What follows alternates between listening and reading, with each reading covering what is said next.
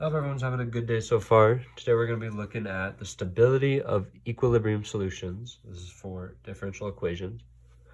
Right here we have the function y prime equals y squared minus 4y plus 3. And before we can even find the stability, we want to know what our equilibrium solutions are. And what we're trying to look for is when y prime is 0. When is dy over dx 0? And in our case, we can factor this function on the right side to y minus 3, y minus 1, right? So we have dy over dx equals y minus 3 times y minus 1. And as we know, in order to make this equal 0, we just have to make y equal 1 or 3. And in those cases, this will be multiplied to be 0.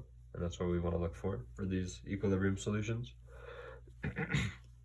So now I'm going to draw a graph for us to look at these lines, y equals 1 and y equals 3, right?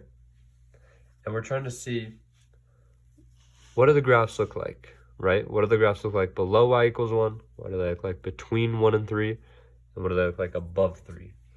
And when we look at those, we're going to see one of three things. We're either going to see that the graph is moving away in both directions, right? That's unstable. If both above and below, it's moving away from our equilibrium solution, it's unstable. If it's moving towards the line from one direction, right here, you see it's moving towards the line, but it's also moving away from the line, that's semi-stable. And if we have it moving towards the line from both above and below, that's stable. So now all we have to do is check our function, which we factored out earlier to be y minus 3 times y minus 1. And we want to see what is the behavior of this function in these different regions. So first we want to check when y is less than 1. What does this function do when y is less than 1? Well, y minus 3, we know, will always be negative. And we know y minus 1 will also always be negative. And if we have a negative times a negative, that makes a positive. So we know everything below y equals 1 will be moving in a positive direction. Next, we want to check when y is between 1 and 3. This is our next smaller region in the middle here. Well, y minus 3 still will always be negative, since y is always less than 3. However, in this case, y minus 1 will now always be positive, since y is always greater than 1. So in this case, we have a negative times a positive, a negative times a positive, and we know that makes a negative. So everything in here will be moving in a negative direction.